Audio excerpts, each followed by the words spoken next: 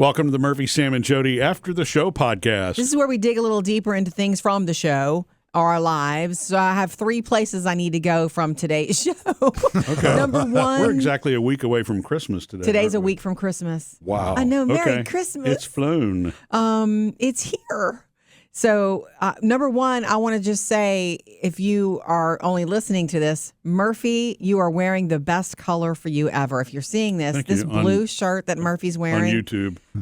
Are the yeah. cameras color correct in here? Yes. It's blue. You know, I don't know if it takes you your whole life to realize what colors look best on a skin tone, because I feel that way. It's taken me forever to learn what kind of lipstick I should be wearing. But Murphy, when you walked in today and you wore that shirt, I was like, that is your color. Is You it? look best in the light blues. You really do. I mean, I've always liked earth tones, you know that, and I like red too. It's weird. It's the outlier because I really do like wearing red. Yeah, you I got think that you look blue better in this master one. shirt that looks good too. I think Yeah, you thank look you. better in blue than almost. You do look good in yellow as well. So why is that? I think because of your skin complexion. You look good in the Being summer olive tones, the complected? lighter tones. It just sets off your skin. Boom. All right. Well, thank That's you. what I think. I'm no color analyst, but I'm just complimenting you, and you need to know.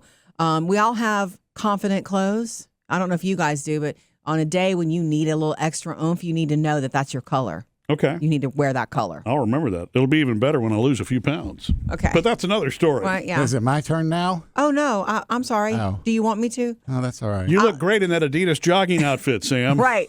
Sam, You know what? This is a confident jacket for me. good. Is it really? Yes, I like this jacket. It fits. It feels it's good? not too long. It's not too short. It fits good, and it's one of those ones you Fits can. well. Yeah, that too. You can throw it on if you need it. Take it off. Yeah, good. Well, that's all that you're supposed to. If it makes you feel good, Yeah, that's the then number. that's why you should wear That's it. every box that is checked.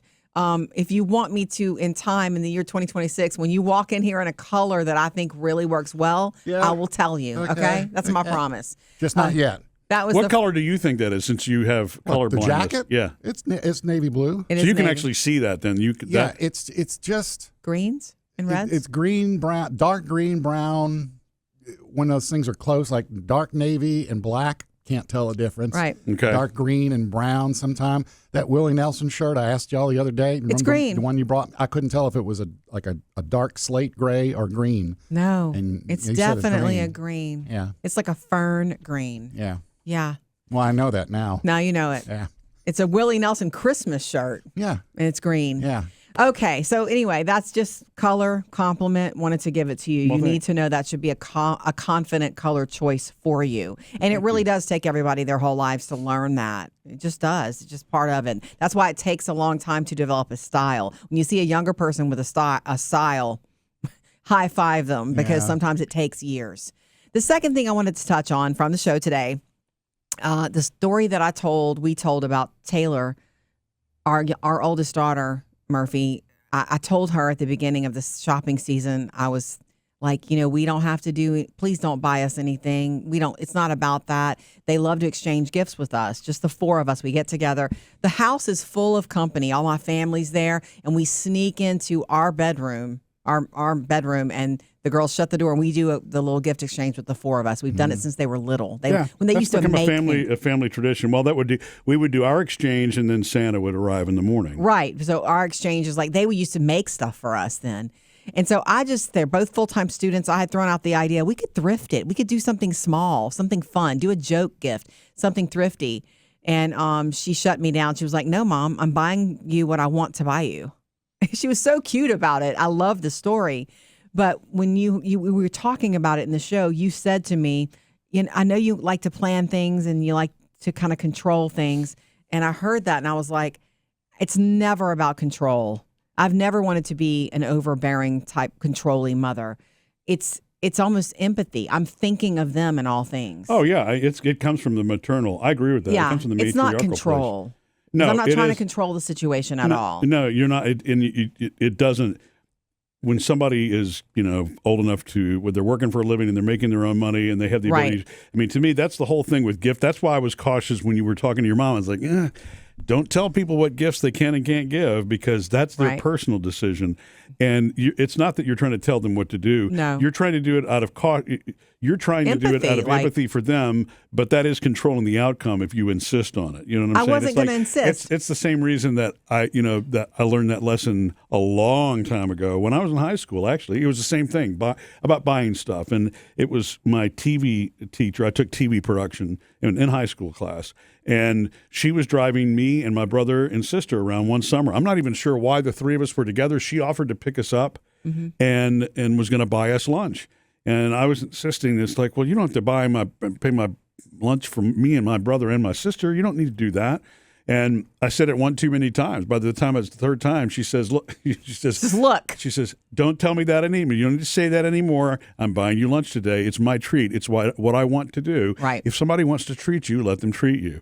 And I swear to God, from that day forward, I heard that. When somebody really wants to give a gift because there's something as meaningful to them about what they're doing as anything else. And, I understand that because I love giving gifts. Right. And that's not the same as somebody being forced into a financial situation they don't want to be in. Right.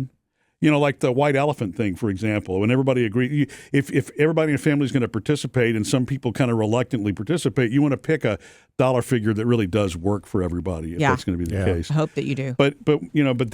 So I don't think that you're being controlling. But what I meant when I said that is it's you're wanting to control an outcome that you want them to enjoy and you don't want them to have a burden. That's really all you're because trying to do. I promise you, I'm the person in the family. Other people do not know this happens. It's the reason I suggested the white elephant to my mother. I'm the person that everybody comes to ask what to get everybody. Don't think that there have not been Christmases where those girls have called me and said, what can I get for Dad? What can I get for Nana? And my mom has called me, what can I get for these girls? Like, I am on speed dial at this time of the year. So, of course, I'm thinking of other alternatives. And I think that I was suggesting that out of the thought that maybe they didn't know what to do. Or maybe they, they're full-time students. Maybe they're not, rocking a bunch of cash. But I love that she put the brakes on it and said, no, I want to give you something. I love that. I learned a little lesson there, But I'm always going to suggest things because I'm the mom. Like, I'm the planner. I'm always going to suggest things. Yeah. I have a lot of ideas. Like what? Some of those that are in place in our family. Right. I'm sure you can remember the first time that you worked. I remember, when I was cutting grass, which was a cash paying job.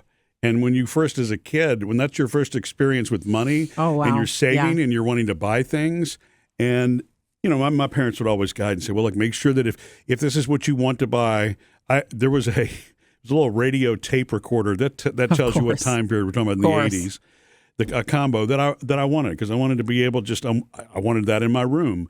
And I had saved up enough money for it, and they had encouraged me to look at different options, make sure that you choose. But at that point, that's where they explain we're not going to tell you what you shouldn't buy. Mm-hmm. It's your money, you earned it. And they understood the excitement in that. You've saved this up and you want to buy it for yourself. Yeah. I think when people are giving gifts, it's the same thing. And sometimes it's not about the money at all. It's just about the act of giving a gift is so intensely personal. I think regardless of the age, that's the only thing that I wind up being cautious about. But I think that you're awesome with the girls when it comes to my mom has said, don't get me anything for years. Yeah. In some years, I don't. Yeah. Okay, no problem. Hey, great. I was hoping you'd say that. But it's like, no. You're my mom. Yeah. I want to give you something. Right. You gave me life. At least I could do is come up with $15. Anyway, look, I have a friend. I had a conversation with a mom friend of mine recently who, she... Sometimes the person in the family where all that falls to, the planning and the thinking, it's natural. It comes natural to a lot of moms to be that way anyway. It did. Yeah. As soon as I had children, I became that person. Well, you call naturally. It's a superpower. It is a superpower to kind of be able to think of everything and think of others and what they may be feeling. It's exhausting, really. But she said, regarding making plans with her husband even, she's like, I would love it if he would come home and say, put on a nice dress, we're going out to dinner, and here's where we're going. She's like, I don't want to do everything. I don't want to have to be the one to think of everything. But if I don't, things don't happen. We won't go to dinner. or we won't have a get together with the family. If I don't schedule it, you're not going to see your family. And I feel that like from her. It's like sometimes the people in the family who are the planners, they're that way because they know that it falls to them. They're not trying to control things. They're just it comes to them. Everybody's looking to them anyway. Mm-hmm. So it's like a relationship that feeds itself. Mm-hmm. Yeah, that makes sense to me. Right. I think that's why you see some families when people pass on or move away, that holiday traditions and gatherings change. Because you remember this well, Jodi, after my grandmother passed away, right. My mom wasn't naturally one to pick that up and pull the whole family together at their house, and I'm not sure why. And so gatherings didn't happen as much. Right. And that was kind of an odd age anyway, because you and I Taylor was a baby at that point. My sister already had her 2 boys.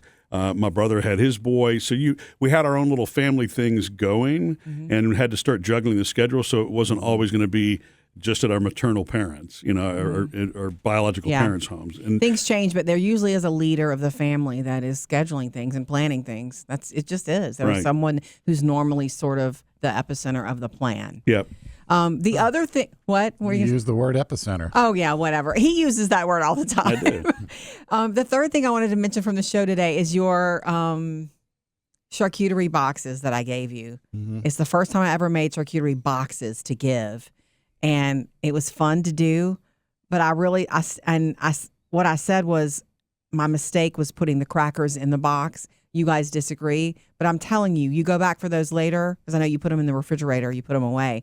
Those crackers are going to be like soft, and that's the mistake. I'm sure in 24 hours they will be soft. Yeah, that was a mistake. But you had just made them. And you're right. If you're putting all those things together, you're probably going to do it 2 days ahead of time if you're trying to get everything right for Christmas at minimum. So you don't want the crackers to If I to do go that soft for you on guys again, or any other friends, I'll do just the food in the box, a small box with meats and cheeses and olives and something sweet too. I like either grapes or candy or both. You got both. I'll just do those edibles like that in the box, and then on top maybe a pretty bag with some hard crackers in it. Even like Toast Points, Melba. They do make, for the holidays, they have little clear, Ziplocs with snowflakes and stuff on them. Yeah. I'll give the crackers separately. That's the mistake I made with you guys being my trial. You said we were the guinea pigs. Correct. Yeah, I didn't see anything wrong with it at all. Yeah. Those boxes of crackers that you can get at Costco and Sam's this time of year also are smaller sleeves. Mm-hmm. So you give a whole sleeve. Yeah, you could do that, and that way it's closed and protected from You're right. That would be another option. Yes. So live and learn, make it, take it. Well, not speaking for Sam, but I don't think mine's going to last long enough for me to find out if the crackers are soggy. So I don't plan on it. Yeah. Subscribe to the Murphy, Sam, and Jodi podcast. Free and easy.